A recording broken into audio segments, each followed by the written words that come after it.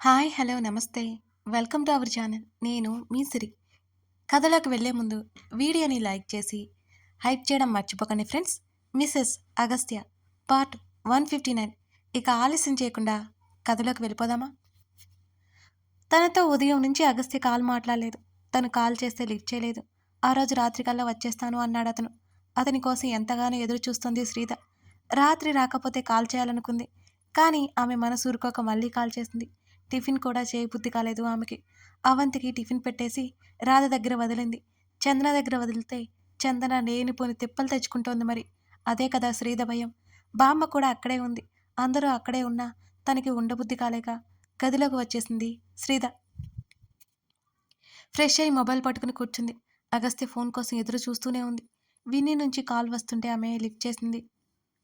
Winnie ముందు రోజు ఇంటికి వచ్చి వెళ్ళింది. వాళ్ళిద్దరూ ఫుడ్ బిజినెస్ గురించి కాసేపు మాట్లాడుకున్నారు. వర్కర్స్ ఇంకో నలుగురుంటే బావుంటుందని విన్నీ చెప్తుంటే దాని గురించి మాట్లాడుతోంది శ్రీద. అంతేకాదు సాఫ్ట్‌వేర్ ఎంప్లాయీస్ చాలామంది ఫుడ్ ఆర్డర్ చేస్తున్నారని, మంచి మంచి రివ్యూస్ ఇస్తున్నారని విన్నీ చెప్పింది. శ్రీధకి చాలా సంతోషం కలిగింది విన్నీ మాటలు వింటుంటే. తన బిజినెస్ ఇప్పుడిప్పుడే బాగున్నట్టు అనిపించింది. తను ఓ పర్పస్‌తో మొదలుపెట్టింది.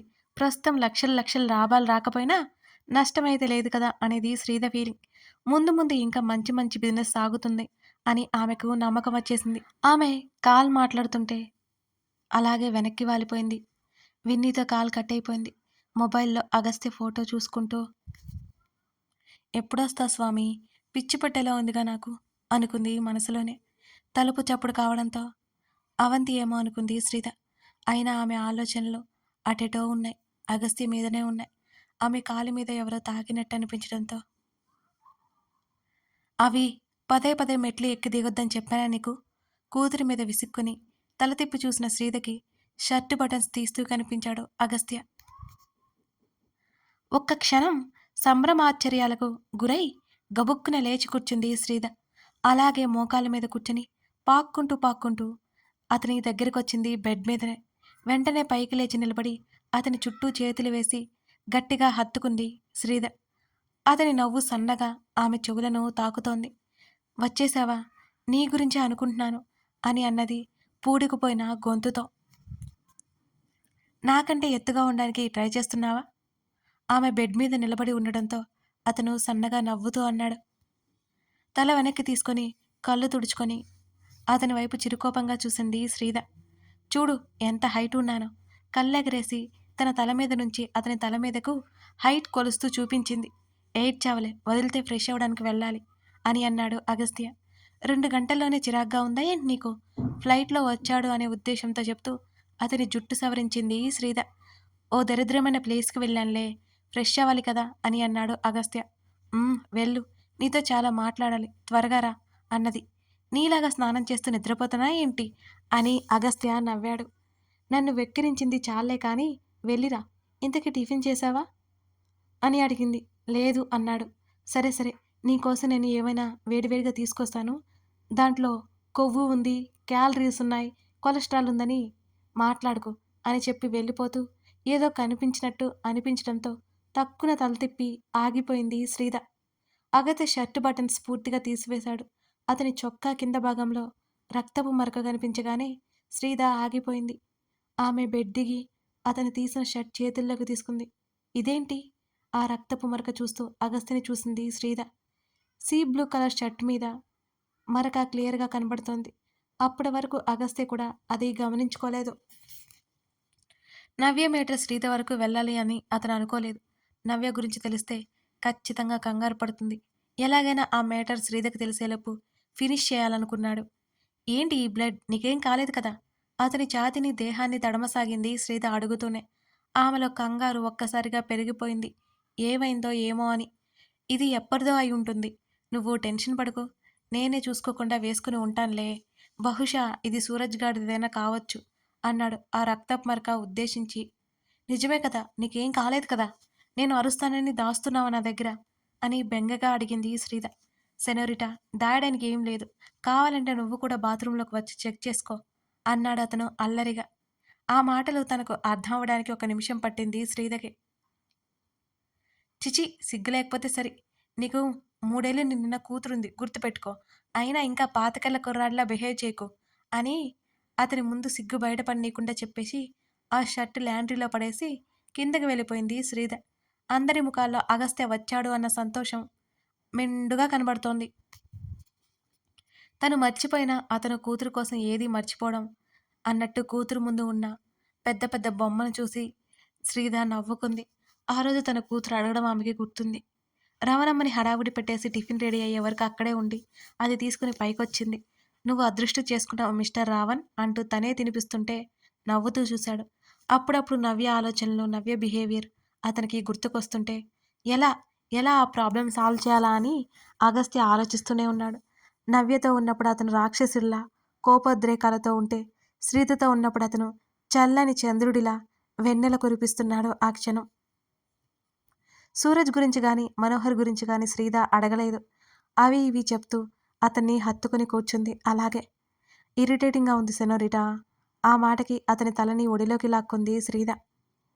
నా అంత కాకపోయినా నువ్వు మసాజ్ బాగానే చేస్తావు తెలుసా? అతని తలని నెమ్మదిగా వేళ్లతో మర్దిస్తోంది శ్రీధ. ఆహా! చూసి నేర్చుకో అంటూ ఎంతో శ్రద్ధగా అతని కణతలు నొక్కుతూ అతనికి ఎలాగైనా రిలీఫ్ ఫీల్ కలిగేలా చేయాలని ఆమె తాపత్రయపడుతోంది. నవ్యకి మధ్యాహ్నం ఎప్పుడో మెలకువ వచ్చింది. చెయ్యి అంతా విపరీతమైన నొప్పి కలుగుతుంటే నెమ్మదిగా లేచి కూర్చుంది నవ్య. జరిగింది తలుచుకుంటుంటే ఆమె హృదయం రగిలిపోతోంది. ఆ అమ్మాయి కోసం తన్ని చంపడానికి కూడా వెనకాడలేదు. ఆ అమ్మాయి కోపం, ఆవేశం, బాధతో కన్నీళ్లు వచ్చేశాయి. అలాగే కూర్చొని ఆలోచించసాగింది నవ్య. కాసేపటికి ప్రియా, భరద్వాజ్ ఇద్దరూ లోపలికొచ్చారు. కూతుర్ని చూసి మాటలు రాలేదు భరద్వాజ్కి. నవ్య ఆ పిలుపుకి తండ్రి వైపు చిరాగ్గా చూసింది నవ్య. ఏంటమ్మా ఇది? కూతురి చేతిని అందుకోబోతుంటే వెనక్కి సర్దుకుంది. మీ మాటలు వినాలని నాకు అస్సల్లేదు. వెళ్ళిపోండి ఇక్కడి నుంచి అన్నది ఆవేశంగా. నవ్య ఏంటి ఆ మాటలు? ప్రియా వారిస్తుంటే నువ్వు ఆయనని ఎందుకిక్కడికి పిలిచావు? కూతురికి ఏం కావాలో ఆయనకి తెలీదు. ఆయనకి ఆయన పరువు, డబ్బు, హోదా ఇవే కావాలి అని ప్రియ మీద అరిచింది.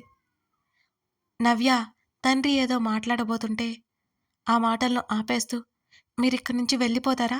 లేదా ఇక నన్నే వెళ్ళిపోమంటారా? గట్టిగా అరిచి మంచం దిగిపోతుంటే ఆయనే పైకి లేచాళ్ళు వెళ్ళడానికన్నట్టు భారంగా బయటకొచ్చాడు. నవ్యని సీరియస్‌గా చూసి బయటకొచ్చేసింది ప్రియ కూడా. అంకుల్ చూడమ్మా ప్రియ, నవ్యని కొంచెం జాగ్రత్తగా చూసుకో. అంతకంటే ఇంకేం మాట్లాడలేకపోయాడు భరద్వాజ్. అంకుల్ మీతో నవ్య ఎందుకు మాట్లాడట్లేదు? అని అడిగింది ప్రియ. అదంతా ఇప్పుడు చెప్పినా నీకు అర్థం కాదు ప్రియా. ఉపయోగం లేదు. అది కోరుకున్నది. నేను తెచ్చివ్వలేకపోయాను. అందుకే నేనంటే కోపం. దానికి కావాల్సింది నా వల్లే దూరమైంది అని అన్నాడు భరద్వాజ్. అగస్త్య ఏమో నవ్యకి కావాల్సిన వ్యక్తి అనుకుంది ప్రియ. మరోసారి జాగ్రత్తలు చెప్పి భరద్వాజ్ అక్కడి నుంచి వెళ్ళిపోయాడు. తల్లి లేని పిల్ల అని కూతుర్ని గారాబంగా పెంచితే మొండిదానిలా తయారైందని, అయినా సరే కూతురి కోసం పోరాడని ఆస్తులు సమకూర్చి కూతుర్ని విదేశాలకు పంపించి చదివించి అతని బిజినెస్కి వారసురాలుగా ప్రకటించిన తృప్తి లేదు భరద్వాజ్కి. అతను అతని కోసం కూతురు తన జీవితాన్ని నాశనం చేసుకుంటుంది. ఒక అతని కోసం. ఆయన వెళ్ళిపోయాక బలవంతంగా నవ్యకు భోజనం పెట్టింది ప్రియ. నవ్యకి ఫోన్ కాల్ వచ్చింది. ప్రియ పర్సనల్ చెప్పడంతో ప్రియ బయటికెళ్ళిపోయింది. నవ్య ఆ కాల్లో మునిగిపోయింది. మేనేజర్ మరీ ఎక్కువ ఇబ్బంది పెడుతుంటే కష్టంగా అనిపిస్తోంది రచనకి. వీలైనంత త్వరగా అతనికి దూరంగా ఉంటుంది. మితిమీరిన వర్క్ ఇస్తుంటే తప్పక చేస్తుంది. రాత్రులు మేల్కొని మరీ ఆ వర్క్ చూసుకుంటోంది. కేవలం రచన అతనికి వ్యతిరేకంగా ఉందని మేనేజర్ ఆమె మీద పగబట్టేశాడు. అతనికి కావాల్సింది దక్కించుకోలేకపోతున్నాడు అనే కోపం. ఇది ఎలాగైనా ఈరోజు పూర్తవ్వాలి. ఆమె ముందు ఫైల్ ఉంచుతూ అన్నాడు మేనేజర్. సార్ ఇది అవ్వడానికి ఇంకో 2 రోజులు పడుతుంది సార్ అన్నది నవ్య. లేదు ఈరోజు అయిపోవాలి. పని చేయడం రానప్పుడు ఉద్యోగం ఎందుకు నీకు అని అన్నాడు మేనేజర్. రచన మౌనంగా ఫైల్ తీసుకుని బయటకొచ్చింది. కళ్ళల్లో నీళ్లు తిరిగాయి. రోజు రోజుకి అతని టార్చర్ పెరిగిపోతుంటే భరించలేకపోతుంది రచన. ఆమెను ముట్టుకోవాలని ఎన్నోసార్లు ప్రయత్నం చేస్తుంటాడు. ఏదో ఒక వంకతో ఆమె చుట్టుపక్కల తిరుగుతుంటాడు. గ్యాసిప్స్ క్రియేట్ చేయడానికి చూస్తుంటాడు ఆ మేనేజర్. వర్క్లో మునిగిపోయింది రచన. మధ్యాహ్నం లంచ్ చేయడం కూడా ఆమె మర్చిపోయింది. ఆ రోజు తర్వాత అసలు తమ బాస్ ఈ బ్రాంచ్కే రాలేదు. అరవింద్ మీద అప్పటికి నెగిటివిటీ నెగెటివ్ ఇంప్రెషన్ కలిగి ఉన్న రచన అతను రాకపోవడం మంచిదనుకుంటోంది. సాయంత్రం అందరూ వెళ్ళిపోతుంటే ఏం చేయాలో అర్థం కాలేదు రచనకి. అప్పటికి సగమే చేసింది. ఆమె కొలీగ్ బయలుదేరదామని చెప్పినా, ఇంకా వర్క్ ఉందని మరో అరగంట ఉంటానని చెప్పి, అలాగే చేస్తూ కూర్చుంది రచన. ఇక అది అయ్యేలా లేదని రచనకి అర్థమైంది కాసేపటి తర్వాత. ఇంకా నలుగురు, ఐదుగురు ఆఫీస్‌లో ఉండడంతో మేనేజర్ క్యాబిన్ వైపుకి వెళ్ళింది. ఆమెకే తెలియకుండా క్యాబిన్ డోర్ లాక్ చేశాడు ఆ మేనేజర్. సార్, ఈ ఫైల్ ఇంటికి తీసుకువెళ్ళి రేపట్లో కంప్లీట్ చేస్తాను. మళ్ళీ రేపటికి వర్క్ రేపే చేస్తాను. మా అమ్మ, నాన్న, అన్నయ్య అందరూ నా కోసం కంగారు పడుతుంటారు. లేని తన కుటుంబాన్ని ఉన్నట్లు చెప్పుకుంటోంది రచన. తప్పట్లేదు అలా అబద్ధం చెప్పడం. నువ్వసలు వర్క్ చేస్తున్నావా? ఒక్క రోజులో అయిపోయే వర్క్ రేపటి వరకు పెండింగ్ పెడతావా? ఇప్పుడు బాస్‌కి ఈ ఫైల్ అర్జెంట్‌గా పంపించాలి అని అన్నాడు ఆ మేనేజర్. ఆమెకేం చేయాలో అసలు అర్థం కాలేదు. ఇక సార్ ప్లీజ్ అర్థం చేసుకోండి సార్. అతను లేచి ముందుకు రావడంతో మాట్లాడుతూనే రచన బిగుసుకుపోయింది. అర్థం చేసుకోవాలి అంటే నువ్వు నన్ను అర్థం చేసుకోవాలి రచన. అదోలా నవ్వుతూ అన్నాడు ఆ మేనేజర్. ఆమెలో సహనం చచ్చిపోయింది. ఆమెకు మరింత దగ్గరగా వచ్చి ముట్టుకోబోతుంటే వెంటనే అతని చెంప మీద గట్టిగా కొట్టేసింది రచన. రచన అలా రియాక్ట్ అవుతుందని ఏమాత్రం ఊహించలేదు ఆ మేనేజర్. మన్ను తిన్న పాములా ఉండే ఆమె ఆకలికి బుసకొడుతున్న త్రాచు పాములా మారుతుందని అతను అస్సలు అనుకోలేదు. తను ఏం చేసిందో అర్థం అవ్వగానే రచన భయంతో వణికిపోయింది. అయినా సరే ఆ భయాన్ని లోపల అదిపి పెట్టి నొక్కి పట్టింది. ఊరుకుంటున్నానని హద్దులు మీరితే బాగోదు అని సీరియస్‌గా చెప్పి తలుపు వైపుకి వెళ్ళింది రచన. ఎక్కడికే పోతున్నావు అని ఆవేశంగా ఆమె చున్నీ పట్టుకున్నాడు ఆ మేనేజర్. రచన కంగారుగా చూసింది. వెంటనే తలుపు తీయడానికి ట్రై చేస్తే అది రాలేదు. లీవ్ మీ చిరాగ్గా చెప్పింది. తన హ్యాండ్ బ్యాగ్ కూడా తన దగ్గర లేదు. తన ఫోను, వస్తువులన్నీ అక్కడే ఉన్నాయి. ఒకవైపు తలుపేమో రావడం లేదు. మేనేజర్ తన దగ్గరికి వస్తుంటే వెనక్కి వెనక్కి అడుగులు వేయసాగింది రచన. అతను చున్నీ లాగడంతో భుజం దగ్గర డ్రెస్ చెరిగి చున్నీ అతని చేతుల్లోకి వెళ్ళిపోయింది. వెంటనే టేబుల్ వెనక్కి పరిగెత్తింది రచన. ఆమెకి కంగారుతో ఒళ్ళంతా చెమటలు పట్టాయి. హెల్ప్! హెల్ప్! ఆమె గట్టిగా అరవసాగింది. అయినా ఏ ఒక్కరూ రాలేదు. మేనేజర్ ముఖంలో నవ్వు. ఆ నవ్వు రాక్షసంగా ఉంది. గేటు బయట వాచ్‌మెన్ తప్ప ఆఫీసు మొత్తం ఖాళీగానే ఉంది. ఆ విషయం రచనకి అసలు తెలీదు. ఆమెకి ఏడుపొక్కటే తక్కువైంది. ఏడిస్తే లోకవైపోతుందని ఎదుర్కోవడానికి సిద్ధమైంది రచన. వెంటనే టేబుల్ మీద ఉన్న పేపర్ వెయిట్ మీద పడింది ఆమె చూపు. ఇది చాలా తప్పు ప్లీజ్ నన్ను వదిలేయండి అని అడుగుతూనే జాగ్రత్తగా ఆ పేపర్ వెయిట్ చేతిలోకి తీసుకుంది రచన. ఇంత ప్లాన్ చేసింది నిన్ను వదిలేయడానికా? నువ్వు నా దగ్గరికి వస్తే సుఖపడేదానివి. ఇప్పుడు అనుభవించు అంటూ క్రూరంగా నవ్వాడు ఆ మేనేజర్. వెంటనే పేపర్ వెయిట్ గట్టిగా పట్టుకుని అతని మొహం కేసికి విసిరింది రచన. అది సరిగ్గా అతని కంటి దగ్గర తగిలింది. నొప్పితో గట్టిగా కేకలు వేశాడు.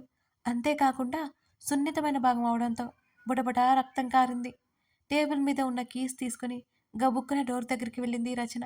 మేనేజర్ కంటికి చెయ్యడ్డు పెట్టుకుని విపరీతంగా అరుస్తున్నాడు. వెంటనే డోర్ అన్లాక్ చేసింది రచన. ఆమె గబుక్కున బయటికి పరిగెత్తింది. అంతా చీకటిగా ఉంది. డస్క్ వైపు వెతుక్కుంటూ వెళ్ళిపోతుండగా ఎవరో తనకి అడ్డుపడినట్టు అనిపించడంతో రచనకి గుండె ఆగిపోయింది ఒక్కసారిగా. ఆమెలో కంగారు, భయం పెరిగిపోతున్నాయి. హఠాత్తుగా లైట్ వెలగడంతో అంత చీకటిని చూసి ఆమె కళ్ళు మూసేసింది. మళ్ళీ వెంటనే కళ్ళు తెరిచి పరిగెత్తడానికి చూసింది రచన. అతని చేతులు ఆమె చుట్టూ చుట్టుకోవడంతో విపరీతమైన భయం పెరిగిపోయింది రచనలో. తల తిప్పి చూసిన ఆమెకి అరవింద్ కనిపించాడు. అతన్ని అక్కడ ఆ టైంలో చూసి ఆమెకి భయం ఎక్కువైపోయింది. అతని నుంచి విడిపించుకోవడానికి ప్రయత్నం చేస్తుంటే రచన స్టాప్ ఇట్ ఆమె భుజాలు పట్టుకుని ఊపుతూ అన్నాడు అరవింద్.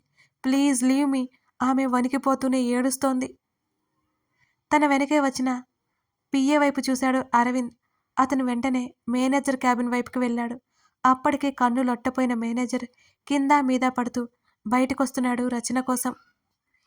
పిఏ మేనేజర్ చొక్కా పట్టుకుని లాక్కొని వచ్చాడు. ఎడమ చేతితో మేనేజర్ చెంప పగలగొట్టాడు అరవింద్. మేనేజర్ కనిపించగానే రచన ఇంకా ఇంకా భయపడిపోయింది. ఆమె డ్రెస్ అంతా చిరిగి భుజం నుండి వీపు కనిపిస్తుంటే వెంటనే ఆమెను తన వైపుకు తిప్పుకొని వెనక నుంచి పట్టుకున్నాడు అరవింద్. మేనేజర్ భయంగా వాళ్ళ వైపు చూస్తుంటే రచన అంతే భయంగా చూస్తోంది. రచన ముందే పిఏ ఇష్టం వచ్చినట్లు ఆ మేనేజర్‌ని కొట్టేశాడు. వీడిని పోలీసులకు పట్టించు రాజ్. ఎక్కడా వీడికి జాబ్ ఉండకూడదు. వీడు బ్రతుకు కుక్క బ్రతుకవ్వాలి. బెయిల్ ఎట్టి పరిస్థితుల్లో రాకూడదు. అరవింద్ మాటలు గంభీరంగా వచ్చాయి. రాజ్ ఆ మేనేజర్‌ని లాక్కుని వెళ్ళిపోయాడు. ఇంకా వణికిపోతోంది రచన. ఆమెకు తల తిరిగిపోతోంది. రాత్రి పగలు లేకుండా ఈ మధ్య వరుసగా పని చేస్తూనే ఉంది. ఆ రోజంతా కడుపులో 2 ముద్దలు కూడా పడలేదు. ఆమె జారిపోతుంటే గట్టిగా పట్టుకున్నాడు అరవింద్. తను రాకపోతే ఆమె తప్పించుకునేది. కానీ ఆ మేనేజర్ కూడా తప్పించుకునేవాడు. ఆ మేనేజర్‌ని చంపేయాలనిపిస్తుంటే కోపాన్ని ఆపుకుంటూ ఆమెను అలాగే పట్టుకొని కుర్చీ దగ్గరికి తీసుకెళ్లి కూర్చోబెట్టాడు అరవింద్. ఓపిక లేనట్టు టేబుల్ మీద వాలిపోయింది రచన. కథ కొనసాగుతోంది. ఇదన్నమాట సంగతి. మొత్తానికి రచన మేనేజర్ నుంచి తప్పించుకుంది కదా! అరవింద్ వచ్చాడు కదా! ఇప్పుడు నెక్స్ట్ ఏం జరగబోతోంది? అరవింద్‌ని చూసి రచన భయపడుతుందా? ఆమెను అతను సేవ్ చేసి జాగ్రత్త చేస్తాడా? లేకపోతే ఆ మేనేజర్ లాగే బిహేవ్ చేస్తాడా? మీరేమనుకుంటున్నారు? కామెంట్ చేయడం మర్చిపోకండి. Thank you for watching this video.